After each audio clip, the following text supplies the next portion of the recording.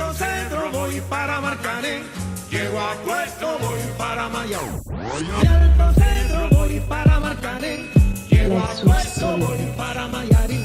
De Alto Cedro voy para Marcané, llego a Puerto voy para Mayarín.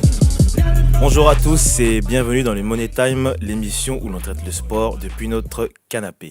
Au sommaire de ce mardi, un podcast hors série, spécial sur le continent africain. On y évoquera le manque d'évolution sur la scène internationale, la binationalité et on terminera avec la CAN 2019. Pour m'accompagner aujourd'hui, comme d'habitude, ils seront 4. Il y aura 2 habitués, Cookie et Cash, Cookie et Cax. Les gars, comment vous allez? Ok. Ça va, vous allez bien? On va dire très bien. Et aujourd'hui, on reçoit 2 invités. Le premier, c'est un de nos followers, MK. Comment tu vas, MK? Ça va très bien et toi? Ça va. Et on termine avec le milieu de terrain du Paris FC et international ivoirien, Thomas Touré. Thomas, comment tu vas? Ça va, merci à vous. Ça va, écoute, merci d'avoir accepté notre invitation. Avant que l'on commence, je vais te présenter brièvement. N'hésite pas à m'interrompre si je me trompe. Donc Thomas Touré, 25 ans. Tu es d'abord formé à Cannes et tu arrives à Bordeaux à l'âge de 17 ans. Tu débutes ta carrière en pro avec Bordeaux, du coup, lors de la saison 2013-2014. Saison suivante, tu inscris ton premier but en pro contre Rennes, septembre 2014. Août 2017, tu signes 4 ans à Angers et depuis janvier, tu es prêté au Paris FC. C'est ça. C'est ça. Première question, tu as longtemps été dérangé par les blessures. Comment ça se passe ton retour sur le terrain avec le PFC ? Non, ça va. Après, comme tu dis, je me suis blessé. Après, la dernière blessure que j'ai vraiment eue, j'étais encore à Bordeaux, je me suis fait opérer. Après, quand j'ai signé à Angers, j'étais plus blessé, j'avais déjà repris de ça. Donc, depuis que je suis arrivé à Angers, ça se passe bien au niveau physique. J'ai plus été gêné par les blessures, mais après, voilà, on peut pas dire que ça se passe bien parce que j'ai pas trop joué, mais on bosse pour revenir au top. C'est déjà ça. Et puis au niveau du collectif, le PFC est 4e, à égalité de points avec Lorient. On est à 9 journées de la fin du championnat de Ligue 2, donc j'imagine qu'on pense quand même à la montée. Vous y croyez de plus en plus ? Après, t'es 4e et reste 9 journées de la fin, tu te dis que c'est plus du hasard. Donc forcément, ça traîne dans un coin de ta tête. Après, faut pas non plus se voir trop beau. Continuer de bosser et essayer de jouer les match après match et de prendre le plus de points possible. Très bien, on va commencer ce hors-série avec le premier sujet. Le continent africain a connu une belle évolution dans les années 90, avec notamment le Cameroun de Roger Mila ou le Ballon d'Or de Georges Weah en 95 et le sacre du Nigeria lors des JO 96. Mais depuis quelques années, on peut noter un certain ralentissement sur le plan international. Ce ralentissement a atteint son point d'orgue lors de la dernière Coupe du Monde où aucun pays n'a pu atteindre les 8e de finale, une première depuis 1982. Première question aujourd'hui les gars, pourquoi est-ce que selon vous le football africain évolue aussi peu sur la scène internationale ? Excuse-moi, je peux te corriger juste. Ouais. Nigeria c'est finaliste en 96 et c'est le Cameroun qui gagne les JO en 2000. D'accord. Ouais. Voilà. C'est vrai. Ok, je me suis trompé. Non, Merci pas pour de la souci, correction. c'est- Oui, c'est l'esprit d'équipe. Ça arrive même à moi de me tromper. Du coup, je t'écoute pour la question. Qui, Thomas ou moi du coup? On commence avec Thomas. Je sais pas si, comme tu dis, c'est vraiment... Honnêtement, je sais pas comment te l'expliquer. Parce que on sait que le continent africain, c'est un continent où il y a beaucoup de talent. Mais malheureusement, je dirais, en Afrique, on n'a pas les mêmes infrastructures et les mêmes... comment dire? Les mêmes... on va dire les mêmes périodes d'apprentissage. Ouais. Pour apprendre comme en Europe. Et comme généralement les joueurs africains viennent après jouer en Europe, ça devient plus compliqué, les cultures se mélangent. Et en sélection, généralement, on ne veut pas jouer tous pour le même objectif. C'est-à-dire que certains joueurs, quand ils vont en sélection pour être les meilleurs. Or, aujourd'hui, ce qui fait la force d'une équipe, c'est le collectif. Tu peux avoir le meilleur joueur du monde, s'il joue avec des joueurs qui lui font pas de passe, il va être un joueur lambda. Comme on voit souvent avec Messi, pour qui c'est compliqué avec l'Argentine. Par exemple, ouais. Et pourtant en Argentine on sait très bien que c'est pas n'importe qui joue avec. Bien sûr.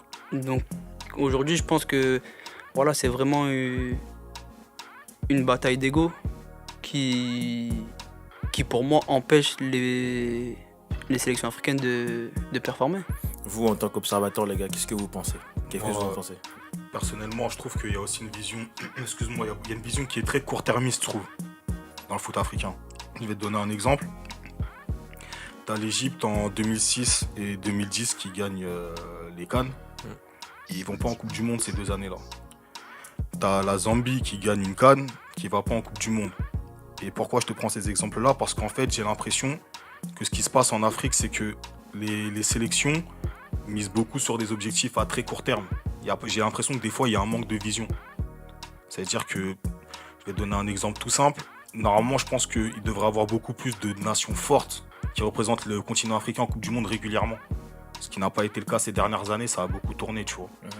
Notamment, tu as l'absence de la Côte d'Ivoire, qui est une grande nation du football africain, qui est la plus régulière. Pour des équipes qui ont été en Coupe du Monde, mais qui n'ont même pas vraiment eu le niveau de défendre les chances. Tu vois, en fait, j'ai l'impression que c'est juste une histoire de passer le tour, participer. Donc ça donne tout, il n'y a pas de vision à long terme. Et ces équipes-là que tu as retrouvées en Coupe du Monde en 2018, dans 4 ans, tu les retrouveras sûrement pas. Je sais pas si tu vois ce que je veux dire. Ce que tu veux dire. Mais ça, c'est un point, enfin, ce que Cax il vient d'aborder, c'est un point très très important, mais il y a autre chose aussi. Quand on parle même au niveau de tout ce qui est joueur ou entraîneur, parce que c'est les fédérations qui placent les entraîneurs. La plupart des équipes, quand on regarde par exemple le Ghana, ce qu'ils ont fait en Afrique du Sud, c'était une équipe très très solide qui représentait vraiment bien le continent africain. Ils avaient un coach vraiment qui connaissait le pays, etc. C'était un Ghanéen, donc il connaissait. Par exemple, si on regarde les autres équipes, ça va être que des entraîneurs étrangers. Donc comme il dit Kak, c'est que du court terme, donc ça va être des entraîneurs qui n'ont pas forcément un bon CV, qui vont venir, qui vont essayer de tricoter pour gagner la prochaine compétition qui suit. Alors que si on regarde les équipes européennes, par exemple, si on va prendre l'exemple de l'Allemagne, qui va peut-être fauter même en Coupe du Monde, mais l'entraîneur on va pas le virer parce qu'on le fait confiance. Ça veut dire qu'on va essayer de le faire confiance, de dire bon, il a déjà fait des bonnes choses, là ça a pas marché, donc on va quand même continuer et voir ce qu'on peut faire. Alors qu'en Afrique, dès que ça marche pas, allez, on vire, on reprend notre entraîneur qui s'est baladé en Europe, qui vient, qui teste des trucs. Donc il y a beaucoup de ce genre de choses. Et si on parle au niveau des joueurs, parce que là c'était vraiment plus au niveau des entraîneurs et tout ce qui est fédération, au niveau des joueurs, on se rend compte que il y a beaucoup de joueurs qui choisissent par exemple tout ce qui est leur équipe par défaut. Donc c'est des joueurs qui ont fait rare classe en France. Ils se rendent compte que 18-19 ans, ils côtoient pas l'équipe première en France ou peu importe. Et ils viennent dans leur équipe en Afrique. Ils n'ont pas forcément, comme il a dit Thomas, ils n'ont pas forcément envie de jouer pour la nation. En fait, c'est juste pour se faire voir. Et je pense que ça impacte les équipes africaines. En fait. Donc je pense que c'est un problème un peu plus complet.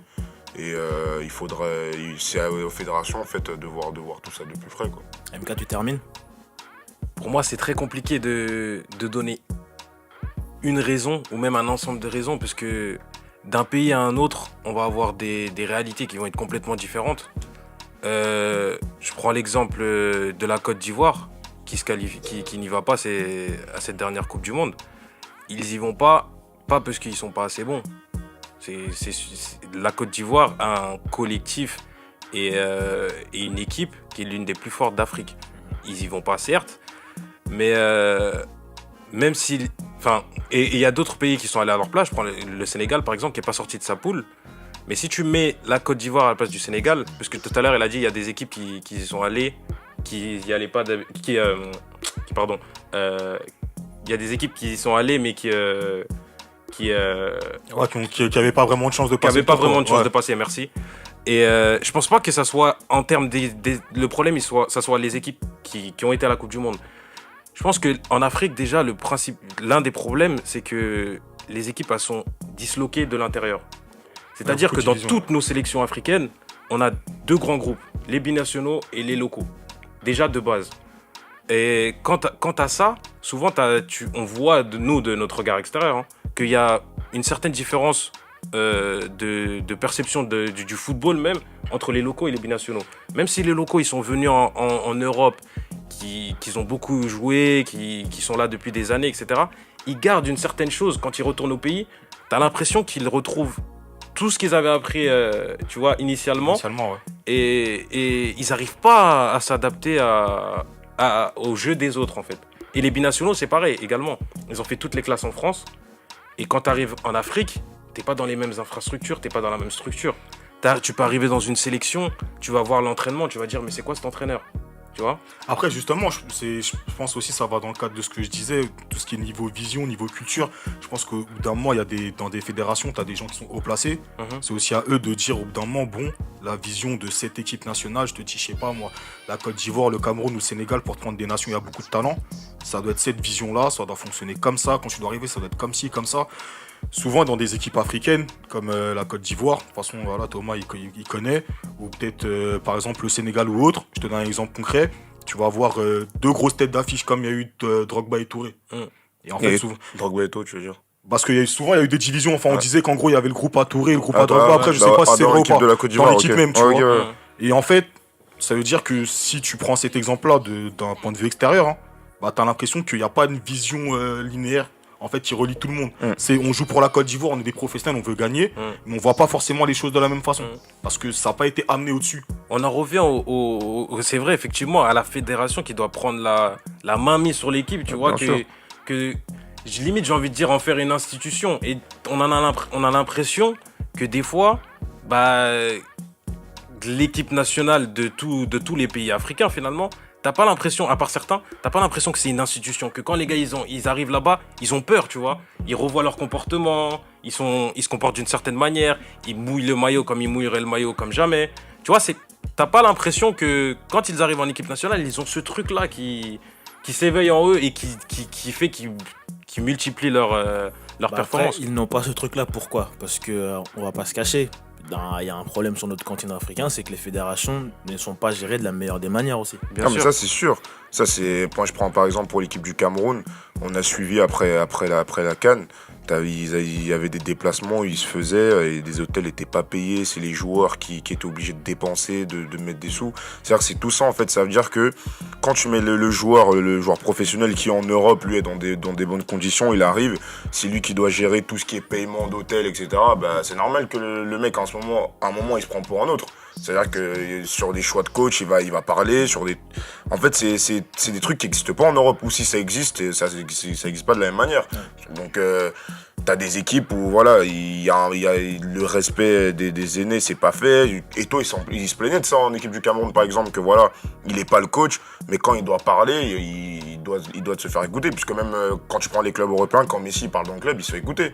C'est-à-dire qu'il y a des joueurs qui n'ont pas apprécié, comme Song, voilà, qui disaient que lui, il veut pas recevoir... En fait, ça crée des clashs.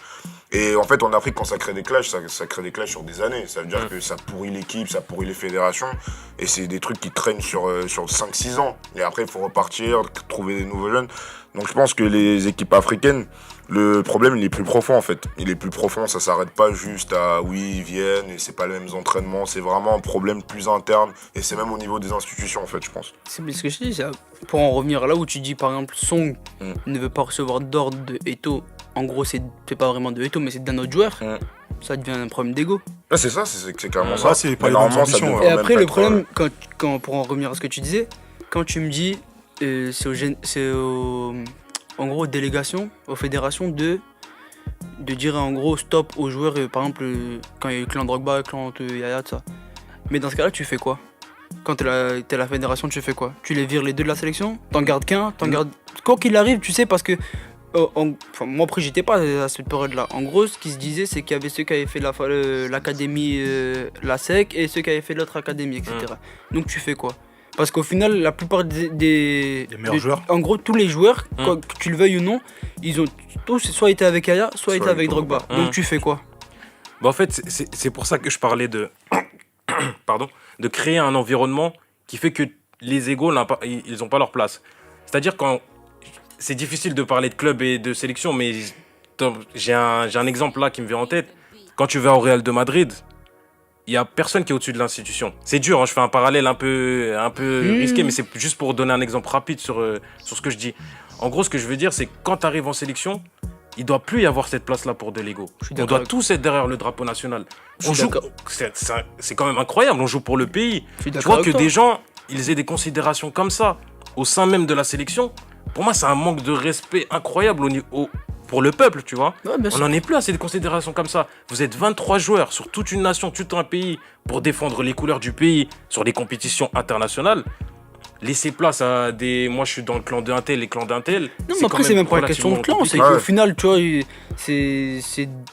c'est des joueurs qui revendiquent, tu vois, voilà, par exemple, Drogba, il était au top, il revendiquait peut-être avoir le brassard, et maintenant, il dit quoi? Il dit, moi, je me Au sens top. mieux, je Au veux top, aussi le ouais, brassard, ça. tu Tout vois, ça, et c'est dos. c'est que des guerres, c'est comme ça. Justement, c'est ça que je trouve dommage. Tu vois, quand t'es pour le pays, on doit pas avoir des considérations comme ça. Après, c'est des êtres humains, hein, chacun son ego, etc. Bien sûr. Et c'est le football également. Il y a, ça, on sait que les considérations comme ça, avoir le brassard, c'est important pour certains.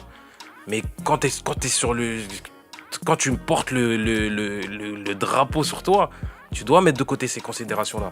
On va rebondir sur un fait dont tu as parlé, MK. Ça arrivé courant des années 2000, hein, on va dire que c'est un phénomène qui s'est agrandi et qui a aidé, en tout cas qui était venu pour aider l'évolution, enfin qui a aidé le foot africain, c'était la binationalité. Depuis 2009 maintenant, la FIFA a autorisé les